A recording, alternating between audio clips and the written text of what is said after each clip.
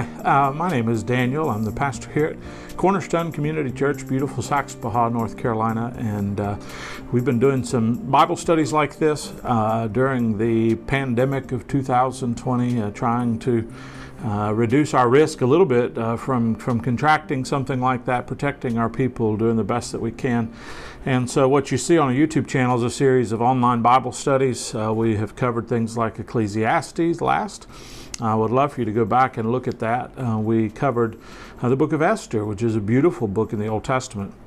And so I thought we'd break away from the book studies that start with the letter E and go with a more topical series this time. So for the next several weeks, I thought we would dive into a concept related to conversations that Jesus had in the New Testament.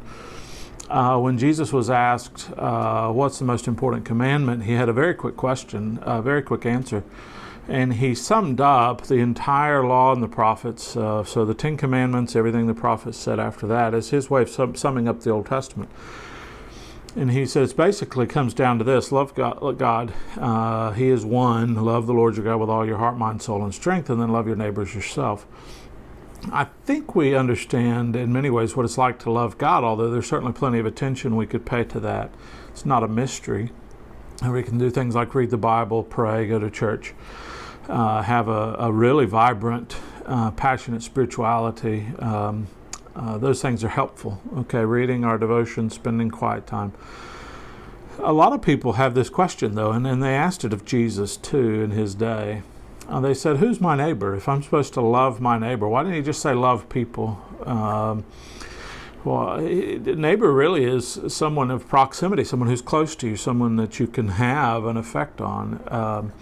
And so I thought we'd dive into that, especially not only the story that Jesus told in response to that, which was the story of the Good Samaritan, who was a better neighbor.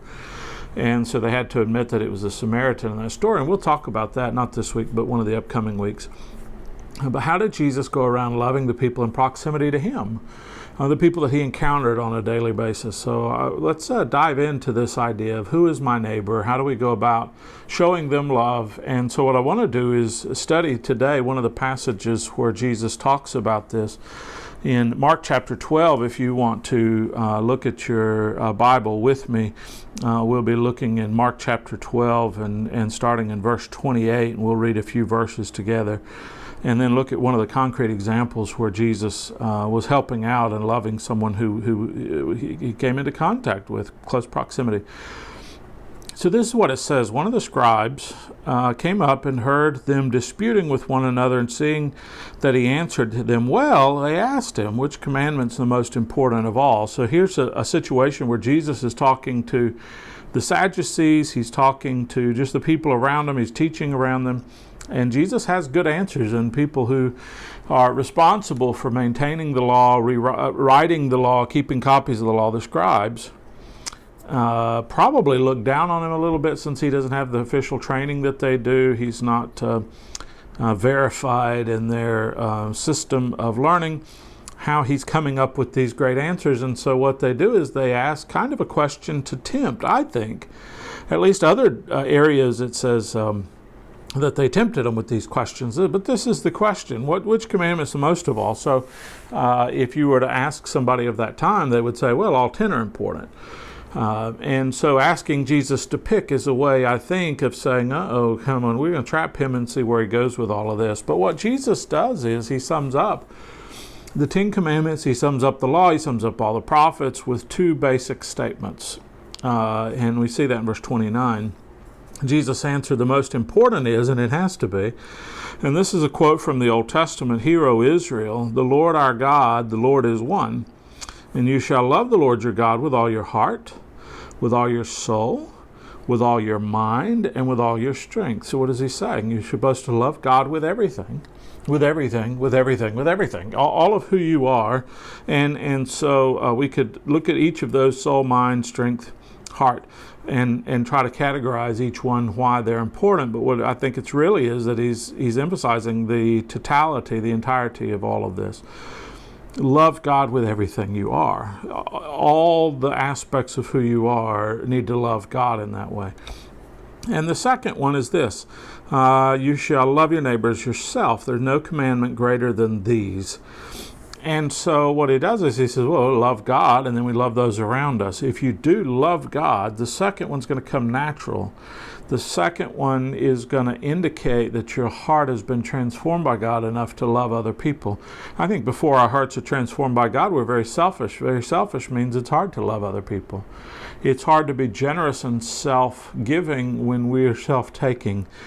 And so I think it really is the love that God shows us, the self-sacrificing love that shows us how to love our neighbor. So the scribe said to him, "You're right, teacher." Again, he's calling him teacher. He didn't call him Lord. He didn't call him the Christ or the Messiah. He's calling him teacher. So I think what he's trying to do is categorize Jesus as somebody who's teaching well, not necessarily somebody who has authority on these issues, which Jesus claims to have. And then he says, you have truly said that he is one and there's no one beside him. What do we all agree here? That there's one God, it's our God. All the other gods are fake gods. There's no one else beside him. And then he says, and to love him with all the heart, all the understanding, all the strength, and to love one's neighbor as oneself is much more than the whole of burnt offerings and sacrifices. So he says, following the command to love God and love others is more important than offering a sacrifice. And the idea is this: if you love God with all your heart, that indicates a changed heart. If you offer a sacrifice, it indicates an outward expression where you can fake your heart, if that makes sense. And I know that's not what they necessarily teach and want to do, but it is possible to offer up a sacrifice to God and not be contrite in your heart. You're offering a sacrifice for your sin, but then go back and say, okay, well, I'm free to do that again. Now, that's not the teaching. It's not the way it was.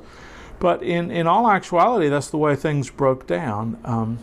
What Jesus accuses a lot of the religious establishment of the day is following the letter of the law, but not the spirit of the law. Their heart's not in it. They're following all the little details, all the sacrifices, all of those. They're doing what they can do, but their heart's not in it. This guy recognizes that following the two commandments, loving God, loving your neighbor, is better than making sacrifices. Okay, the prophets told them that. What would I require? It's not for you to do all of these sacrifices, but just love me. Okay? And so then when Jesus saw that, he answered wisely. So you have this question they're asking Jesus. Jesus answered wisely. And so this man says, hey, I agree with you, Jesus. That's pretty interesting. So surely Jesus is going to say, well, then you're there. But he doesn't. It's an interesting thing. So when Jesus saw that he answered wisely, he said, you're not far from the kingdom of God. Not far from the kingdom of God. But he didn't say he had arrived. He did not. Jesus did not say that this man had arrived. And after that, no one dared to ask him any more questions. So they stopped testing Jesus, at least for a while on this day. Why doesn't Jesus say the man arrived? Well, he knows that it's important to love God with all your heart, mind, soul, and strength, and love your neighbor as yourself. But we don't have an indication that he's actually doing that. And so I think it's important not only that we believe the right thing, but that we do the right thing. So let's set out, and we're gonna analyze the second one, not the first one. If we wanted to talk about worship, we want to talk about all those things, we could. And if you look back on some of the Sunday morning things, we've analyzed some of what it means to love God well, to worship Him well, and so you can find more information about that. But for the next several weeks, let's talk about what it means to love your neighbors yourself. And one of the stories that we look at to analyze that is in John chapter 9. So we're going to turn over very quickly to John chapter 9, and we're going to see that Jesus had a run-in with a guy. Neighbor then, I think, is somebody whose proximity is close. We think of neighbor as somebody who lives close, but maybe it's just somebody who's in our lives. Somebody that we have an encounter with, because the story of the Good Samaritan, they had an encounter with Jesus. They had an encounter with the people who had an encounter with the Samaritan. It wasn't that they knew him well. It was that the Samaritan showed love to somebody who had an encounter with. So here's Jesus. He's walking around. He's teaching. He had a great teaching on him being the I Am, which is something he's known for in the book of John. And we go from there to Jesus is passing by in John chapter 9, verse 1. He saw a blind man from birth. And his disciples asked him, Rabbi, which is again teacher. The disciples should not be calling him teacher. Again, this is early. The disciples should be calling him Christ or Messiah or Lord. But they call this a rabbi. teacher, teach us on this. Who sinned, the man or his parents, that he was born blind? So here's the idea. If there's something kind of disability or sickness in your life, you must have done something to deserve it. If you were born that way, your parents did something to deserve it, or possibly, and this is where this line of thinking fails, how could the man himself have been born guilty of a sin that maybe he had not yet committed? And so they want to dive deep. Hey, we've got this great theological discussion, Jesus, that we want you to enter in on. It's kind of a heartless discussion. Why? Because here's a man with a disability who's suffering. If they thought that this man or his family was guilty of sin, and the suffering in his life, being born blind, being born with a disability or sickness or ailment of some kind, was his fault or his parents' fault, there's really not a great desire to help alleviate the man's suffering. Being born blind in that area, you would be at the disposal of the community around you to provide for you with alms, gifts for those less fortunate than you. And so he probably would not have had a great life. He was probably sitting out begging for alms. And the disciples want to have a theological debate about why this man has some kind of illness or a disability. Jesus sees the situation differently. And what he says in verse 3 is, it was not this man's sin or his parents, but that the works of God might be displayed in him. So hearken back to the book of Job. In the book of Job, we see this conversation between Jesus and the opposer, God and the opposer.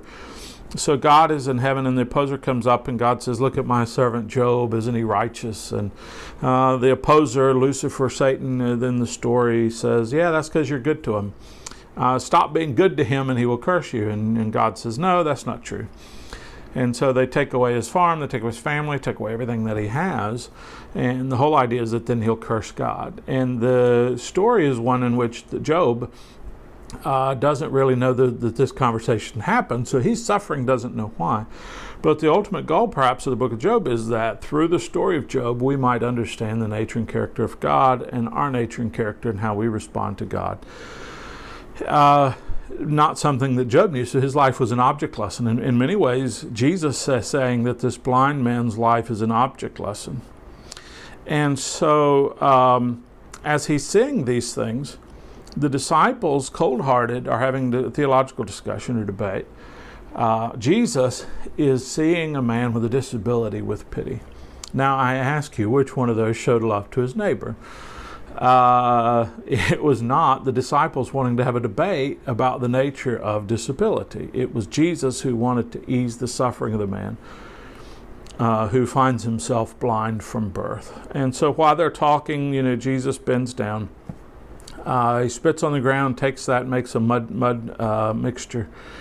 And he takes that and he puts that on the man's eyes. And he tells them to go wash in the pool of Siloam, which means sent. So he sends them on this mission. He went and washed, and he came back and he could see. Again, which man loved his neighbor? It was not the disciples who wanted to have a theological discussion, whether there was any point to that or not. Sometimes the Bible tells us that endless theological debates don't really have a point. That Jesus, when he was asked what's the most important thing, didn't say have a proper understanding of this whole situation and be able to debate people about it. He said, go love your neighbor. And so Jesus in that situation really just went out and loved his neighbor. The blind man who he encountered on his way, Jesus had the ability to help him in the way that he could. And so Jesus did. In doing that, he's reaching out to a man of disability who's being treated poorly by his neighbors. He is lifting him out of that. He is clarifying the fact that the disability had nothing to do with his sin or his parents' sin, which is, really, it is a great theological debate, but he's showing them, not teaching them, by lifting this man up. So I think loving your neighbor is, if you have the ability to help somebody in need, particularly those who are sick and afflicted, disability of some kind, and you have the ability to help them, then you just reach out and help them. You don't have a great debate about helping them, you just help them. You love them in that way. You reach out and you lift them up. And so we see that Jesus is trying to improve this man's life. And I think there's an element of, okay, if we want to love our neighbor and we find somebody whose life is full of suffering because of these things, we have the ability to alleviate that suffering. What then should we do? I think then we should alleviate the person's suffering as a part of loving our neighbor. If you have a trouble finding somebody to love, you're really not looking in the right places, because what you want to do is reach out to the people that you see in your life that are being treated poorly by others, that are being oppressed in that way, being pushed down, even by the religious establishment of the day. By the way, the religious establishment of the day, sometimes our religious establishment tends to push people down. So Jesus came to forgive sins and lift people up. Oftentimes what you see in the church is judging people's sin and thereby keeping them down. Oftentimes people who are guilty of things in life, they're hesitant to go to church. Why, when they were not hesitant to go see Jesus, to ask something of him, are they hesitant to go be surrounded by followers of Jesus? Well, I think it's because we sometimes get confused when we're supposed to love our neighbor, and we find ourselves in a position where we're not doing a good job of that. So now let's jump ahead in the story a little bit. In verse 30, we pick up this story. And the man answered, Why, this is an amazing thing. You do not know where he comes from, yet he opened my eyes. So this is the man who was blind. He's talking to some of the people who are having another argument. Again, another argument. What's the point? But they're having an argument. This man said, wait a minute, we're missing the point. You're having an argument about whether or not somebody sinned and deserves to be disabled from their birth. The important thing here is that we have a man in our midst. For him, I was blind from birth, but now I see. And then he says, we know that God does not listen to sinners, but if anyone is a worshiper of God and does his will, God listens to him. So never since the world began has it been heard that anyone opened the eyes of a man born blind. If this man were not from God, he could do nothing. So they answered him, you were born in utter sin, and you would teach us, and they cast him out. So Jesus is walking along. He sees this man who's been treated poorly by the world around him, and they say, you deserve your bad situation. Jesus said, I'm here to lift you up out of that bad situation because I love you. I have pity on you. I'm reaching out. I'm doing whatever I can do. And he's able to heal the person. They say, well, Jesus doesn't have the ability to do that. And they say, why would God answer the prayer of this man? Why would God use this man if he wasn't, in fact, the Son of God, or in some way sinless, or in some way a true worshiper of God? They're having trouble figuring out who Jesus is. They're still throwing around this word rabbi. Even his disciples are throwing around this word rabbi, that he's a great teacher, but not Christ the Messiah. So they're trying to figure this out. And the people of the day said, you were born in sin. Well, Jesus just said, no, you weren't.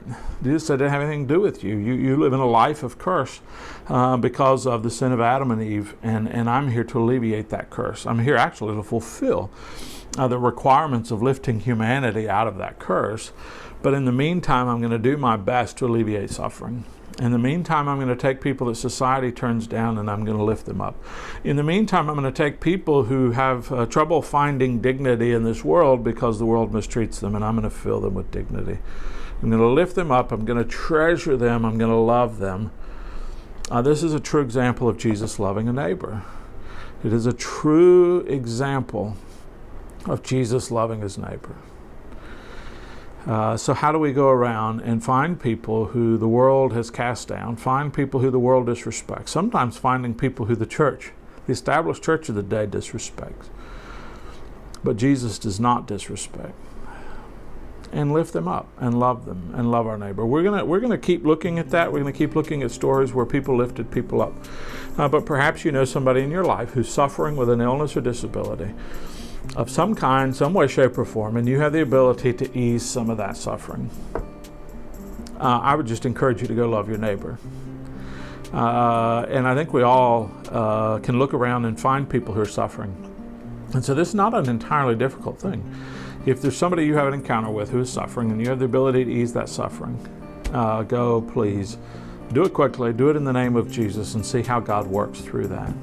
God is going to do a great thing. And so what God did is God turned this man who was blind into somebody who was a truth teller to the religious establishment of the day, and somebody who was defending him in the world. So maybe this person that you help alleviate their suffering all of a sudden becomes the next Christian who is defending Jesus to a world that is confused and misunderstands Him. I hope you're doing well. Pray God's blessings upon you. I look forward to seeing you all soon, and God bless you.